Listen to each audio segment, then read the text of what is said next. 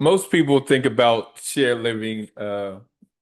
Let me start out with this. Let me start out with this question. When you think about shared living, what do you think about? You think about homelessness, you think about shelters, you think about programs. But what if I told you young professionals, entrepreneurs, college students, working people are now choosing shared living or traditional, like because traditional housing is becoming unaffordable. Now, I'm gonna come from a different perspective today, because there's been this big in some cities, there's this thing against shared living, transitional housing, and they have some legitimate reasons. But I'm come from a different perspective. For those you don't know me, I'm Ray Wilkerson. I am a national lived experience expert on homelessness, housing navigation, recovery, transformation, and shared living. I went from being homeless to housing the homeless. I went from being homeless, right, to housing the homeless. Ain't that crazy? Let me see what I got going on over here. Nothing. Oh man, I got nothing going on over there. But so I want to come from a real different perspective today. I want to show you how shared living is a thing that transitions, it's a bridge, it's a pathway to go from one place to another. Like these young professionals, these entrepreneurs, these college students, they're taking that place and going somewhere else. They going somewhere another place with it. It's a bridge. That's the bridge from where they are to where they want to get to. Because housing is so crazy, so unaffordable. So I need to talk to my service providers, right? Like you in some cities, you just totally disregarded shared living, like it don't work.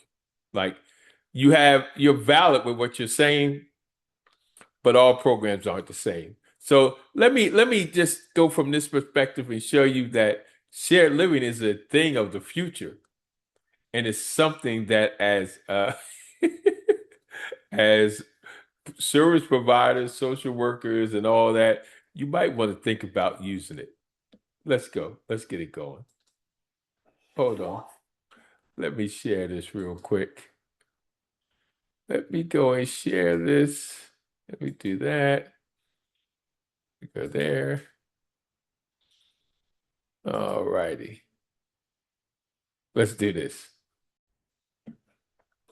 Thousand roommates. I think that some people really don't know how to clean up after themselves, and it's really gross. Also, the rats. Now, this is what you think about when you think about shared living. This is exactly what you think about. That is what you think about. That's why don't nobody want to do it. But surprise. We do have rats.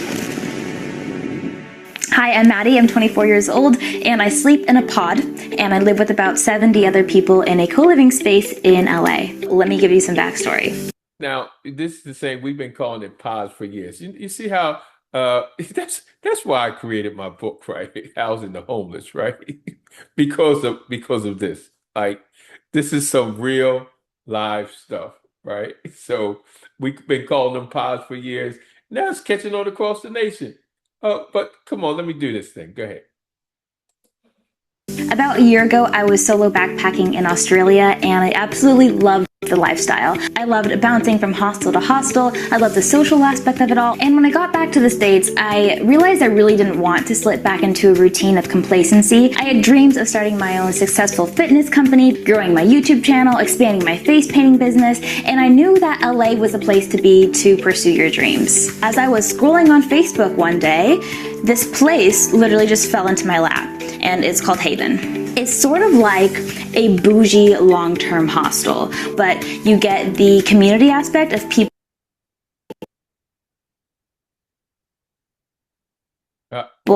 staying there for a long Let time. me stop for a minute. You see that? That looks just like how we do it when it's dinner time. They line up, they get their food. Listen, it is a community. It becomes a community, and that's one of the things you got to understand when you're talking about housing, right? Because I tell you like this: one body, one mission, one purpose, one kingdom. You know, my book from housing the homeless, from homeless to housing the homeless, and here's the subtitle, right? Here's what it's all about: the missing link between homelessness, housing, and lasting transformation. These young people have found out the missing link to success for transformation in their life.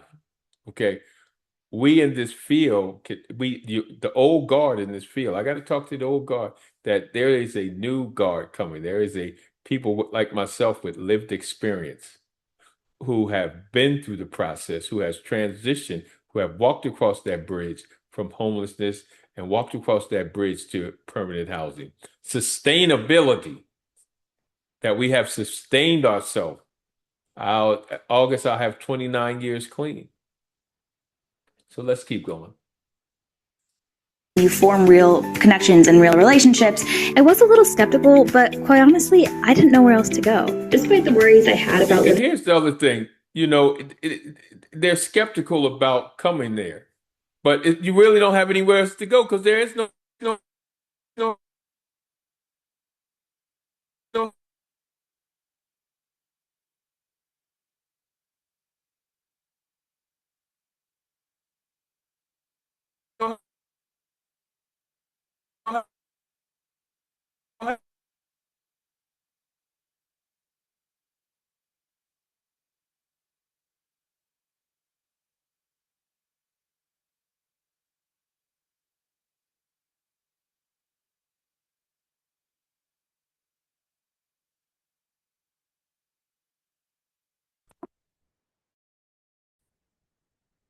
with 70 roommates regarding cleanliness, privacy, and not to mention living in a literal box, I decided to go for it. So I was wondering what made other people take the chance on this unique living situation too. So I'm Altun, I'm from Azerbaijan. I was feeling lonely because it's hard to get connected in LA because everyone's busy. My name is Margot. I get a lot out of being around really people. I think that coming to a big city all alone. So you hear that's one of the things now. If you're listening to them, they're talking about the loneliness. That is the same thing that happens. You're taking people from their community, meaning it might be underneath a bridge, it might be an encampment. They have a community there, and then you're bringing them out and putting them in a unit by themselves with just their own thoughts. And we wonder why they turn around and go back to where they just came from. You have to be realistic about how this transition is supposed to happen. If these young people are seeing the same thing, what do you think is happening to those who are unhoused? If you put in a location where you're going to meet, where you're forced to interact with other people, it's a good way to know around and not feel so lonely. I came to LA, ground zero, knew no one, pandemic, and then all the people I met at Haven became like my close network of friends. And fast forward 6 months, this is my home now. So I'll give you a little rundown. I wake up every morning in my nice little pod. When I first heard that I was gonna be living in pods, I was thinking I'd be in a coffin, but I can sit up in there. I got a little desk, I can do work. I designed my pod so cute. I put like a cute curtain on that. Maybe a bit small. I find myself kind of punching the walls in my sleep. Every morning after I wake up, I go out on the balcony and get some sun before I get ready for the day, and then. And you know, some our shared living places, we have balconies, we have places they can go in the back. We got the backyard, we got the sitting area, we got the same amenities that they have here. So why are we continually trying to say it's not good for homeless people? We need to put them in units by themselves where they can be alone and be all in there, all these thoughts and things that'll be. Listen. I didn't stop getting high because I wanted to stop getting high. I stopped getting high because when those times I was in that room, that room they gave me this voucher for, and I had just spent all my money, and all these crazy thoughts was going in through my mind, all these voices, because there was nobody there to help me calm the voices. When I went through that discipleship program, and I had a roommate coming straight off the streets, it made a difference because I had somebody there to walk me through the early processes. I'll go to the bathroom and get ready for the day. And yes, I share a room and a bathroom with 5 other people, which can be a bit annoying at times. There are rush hours in certain areas like bathrooms because there are several people using it. I thought it will be the major reason for me to like say no after some month, but instead I actually got really used to not being at all bothered with it. There's a lot of people sharing a bathroom, and so kind of that takes some coordination and working with. Oh, wait a minute. She's been there 3 years, kind of elderly there. So that does tell you, that should tell you, it's for everybody. So let's stop the playing, old guard. Everyone carefully. Our bathroom had the shower and the toilet separated. The sinks were separate too. There were also other bathrooms within the house that we could go to if needed. I have my own drawer in the bathroom where I keep all my makeup, all my things, and then I have my own closet. You're probably saying, well, you know, the population, people will be stealing people's stuff and things like that. Don't be as much stealing as you think going on in independent living. I promise you, some people go in them refrigerators who's hungry and take other people's food. It's no different. I'm not saying there's some big time stealing and stuff, but I guarantee you people come up with stuff missing. So stop it. Closet, which is about this big and really tall. When I first moved there, I had been living out of my backpack. So I felt like I was living in luxury. And now, after being here for a while, now I feel like the space isn't big enough. Do not bring a lot of clothes because there's not a lot of space. This is one of the things that you have to control if you are running a shared living housing program. One of the things that you have so many amount of things that you can bring. You might want to get a storage bin or something that you can store some of the people's overflow, but you want to make sure that the key is not to clutter up all the rooms. There's two people there, 2 people in each room. You don't want to have these rooms cluttered up where they have no place to move, and it's just that becomes frustrating. So that's on the person who's running the shared living facility. We have a living house manager that monitors all that stuff. But remember, these are adults. These are grown folk. These people here are grown folk. The ones that you serve, they're grown folks too. Ready, I go downstairs and have coffee with 2 of my closest friends.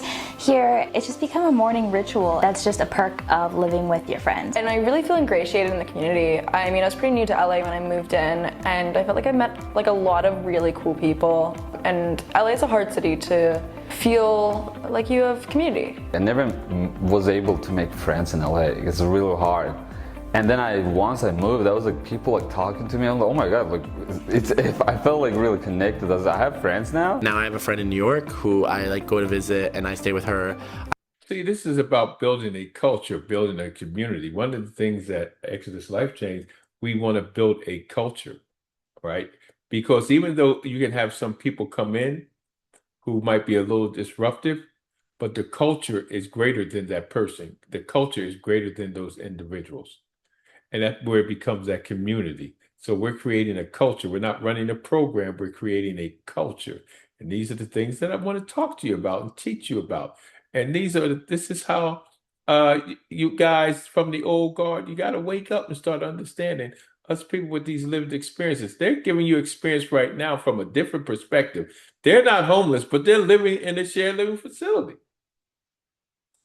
I have friends in like all these different places because they've like lived here and they've moved. People have gotten married from here. I really like all the friends that I made here. I've met. So I want to keep jumping. So even as the people move out, you're creating a community outside of the community. So when you go out, so when you do transition out, there are people out there who's already there. Your friends are already there. You're still not alone. Because as people move out, they're still your friends. You still stay connected. You might even get an apartment near where they are in the same neighborhood.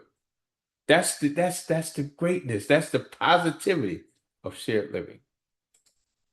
A lot of lifelong friends at Haven. I've met like some people that I'm like, you're gonna be in my life forever. Sometimes we have family breakfasts or brunches or dinners where everyone within all the houses kind of comes together and we cook together and eat together. That was the best time. Like we were just cooking, sharing together. And a lot of the people who move here are pursuing different things. I'm an actor. I'm a pilot. I play rock music.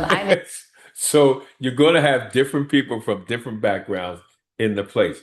What we try to do, we try to house people based on their baseline opposed to bed availability. So it's a little different for us. So even though it'll be different people, but they're pretty much on the same baseline. We don't put high functioning and low functioning in the same pod.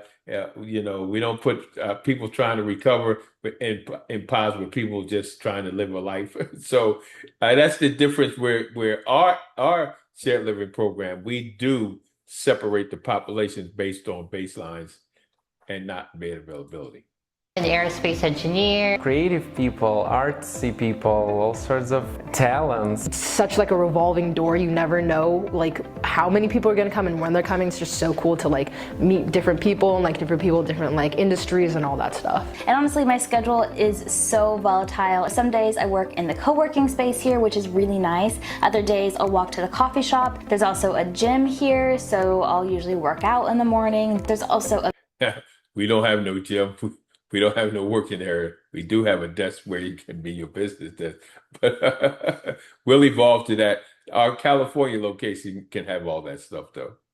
events each week, like there's yoga and breath work, and there is a painting event and dance classes. There was a wine night, there was dinners, and there's a talent show. Like there's so many fun things. The best part for me is all the experiences we have here. Yes, there are times that I miss my own private space. Anytime you come home, at 5 a.m., 3 a.m., 4 a.m., there's always people around. I was worried that I will not have enough privacy here, but actually I was absolutely wrong. It doesn't feel like I'm living with, 75 other people. It feels very intimate. See, the first question that people ask is, well, do they have any privacy with all them people? Well, they got over 90 people, and they're telling you, you have your moments, but there is privacy there. And then they say, well, can you have guests and bring them to your room? Well, this is a shared living facility. Come on now, stop it.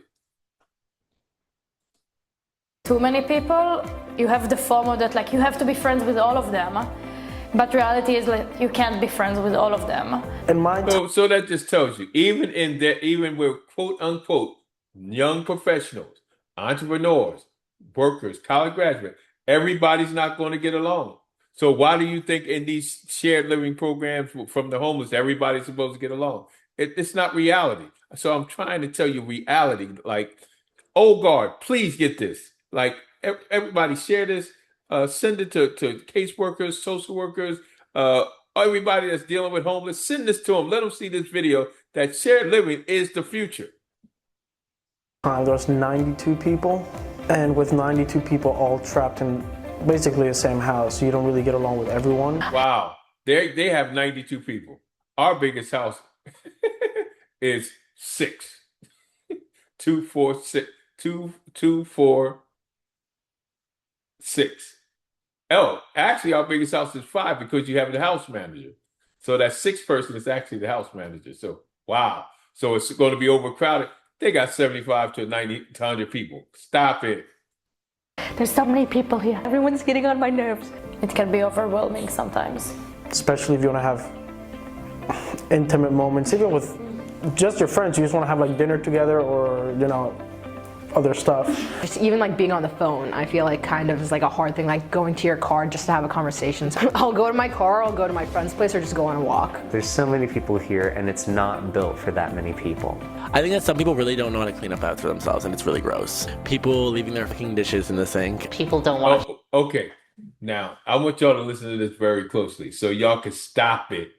Stop it with, they share living places, they're all so trifling. Listen. We have a built-in house manager, or we call him a empowerment leader, which eliminates this process right here. But the reality is, this is shared living. Be it homeless, be it people with substance abuse, reentry, whatever. When you have that many people, this happens. dishes. We run out of toilet paper or paper towels like every other day. Whenever it comes to hygiene, it's a little bit of a problem here. Also the rats, we do have rats. And the way that it's laid out, there's Oh my, this beautiful place right here. Oh no, it can't have rats. It can't have rodents. Oh my God, no, it couldn't, because this looks too nice. This is too luxurious. So our expectations on this that has something like the reason we're not using the local shared living programs. Wow. I'm just saying, let's get real. It's about transformation. It's about changing lives. 8 houses pretty much. There's 4 in the front and then 4 in the back, and they all share one backyard together. And the guys live in the back and the girls live in the front houses. And then there's 4 kitchens. Well, you do know Exodus Life Change / Exodus House. We co-ed. We've always been co-ed. Not in the in some cases there can be a co-ed house with husband, wife, boyfriend, girlfriend, things like that. Oh yeah. Oh, well, you can't do that. We can do that. Thank you very much. Let's keep going. Living rooms in each of the houses. The reason I say that is because when you're in that community, when you're underneath the bridge, when you're in the encampment, you have that partner. Y'all two do everything together. It's like you watch each other back. You're not husband and wife legally, but you are all you have. And what the programs do is they rip that relationship apart. And they're struggling because they're not seeing each other each day, and they're not looking out for each other this day. One or two things happen. They leave together, or they don't focus on getting better. I'm gonna leave it like that. For me, it's become more of a stepping stone home. It's a really great place to... Thank you. I'm glad she said that. I will tell people all the time, the moment you come, a successful shared living program, a successful housing program, it's not how many people you keep, it's how many people you place. It's not how many people you place, it's how many lives you transform. I'm going to say that again. It's not how many people you keep, it's how many people you place. It's not about how many people you place, it's about how many people you transform their lives.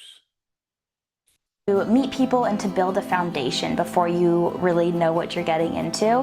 But it's also, I don't think, a forever home. Haven is just a really amazing, affordable option to get yourself here. So then you can start to figure out your way and where exactly you want to go. I think it is like transitional, and it is a bit of like a corridor. There's always new people coming in and leaving, and that's kind of like she said, it's transitional. It's a corridor. It's the moment you come in, you're grooming yourself to leave. You're grooming yourself to transform. You're grooming yourself to become permanently out of survival mode into thriving mode. Beauty of it, like the transitoriness of it. I said myself, I will move out when I get successful in music. You can start a life here, but you can't really grow your life. So just a stepping stone towards bigger and better things, hopefully. It's designed to be temporary and designed to ingratiate you into the community, and then for you to move on. Let me say this to all my transitional housing people. Now, this is it ain't about keeping your people there. It's not about hoarding people and collecting that money. It's about transforming their lives. It's about transforming. You're a bridge. You're a path. You're an architect to permanent housing. You're an architect to transformation. You're a bridge. You're that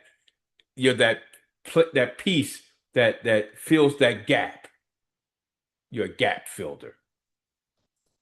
Friends, I built a bit of a foundation here, and I feel like my body is aching for something new. I didn't choose it. It's because of cheap or nothing. It's not even cheap to compare another place. I chose it to be around people. There was one person that she moved out that she said, That's deep what he just said, especially coming from a place of homelessness. You're so used to being around people. And they keep trying to put you in places by yourself. And they don't understand the struggle that you have when you're by yourself. Even, they say, well, just give them a single room. Even in a single room, that you're still by yourself in that room. You can hide in that room. You can get lost in that room. See, with a roommate, you can't get lost. You can't hide. You have to grow. I'm glad that I'm gonna move out, that I'm gonna get out this box. I'm not gonna live in box, but you're gonna be in the even empty box, a little bit bigger and nothing else. You're not going to get along with everyone, But if you come with the right mind, you might meet people that are going to stay in your life for as long as you put the effort to. I think that co-living is a really unique experience and is something to be experienced by everyone. I'm going to be here for a while. The thing that sucks is that a lot of people who have gotten close with that haven have left. But one who's stayed, we're moving in together into a new apartment, which I'm actually sitting in right now. I feel like I shouldn't have this much space. But honestly, moving out of Haven, I was really sad for a while because of all the amazing friends that I made, and it became a home for me. And now that I'm here and not living in a box, I appreciate it so much more. So yeah, sure, I lived in a box for about half a year, and it was honestly one of the best decisions I ever made.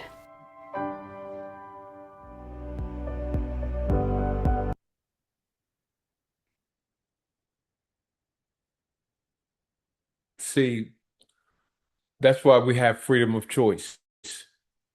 That's why we should allow the person to choose. You know, we have a lot of agencies that don't want to use shared living programs. But that tells you, like, they work. You just have to put in the right one. So you disregard the good ones because you keep focusing on the bad ones. And the reality is, it's a revolving door. You keep putting them, people in units, and it's not working. See, it's more than housing. See, housing is not the issue. Transforming the life is the issue. Housing is not the issue. Transforming the life is the issue. And that's why I wrote my book, From Homeless to Housing the Homeless. The missing link between homelessness, housing, and lasting transformation. Go to Amazon, type in Ray Wilkerson, drop the book. But listen, this your guy, Ray, AKA Silk Wilk, your national lived expert in homelessness, housing navigation, recovery, and transformational shared living. Like we always say at Ray's Corner Live, God loves you and I love you, and guess what? Ain't nothing you can do about it. Peace out. Holla.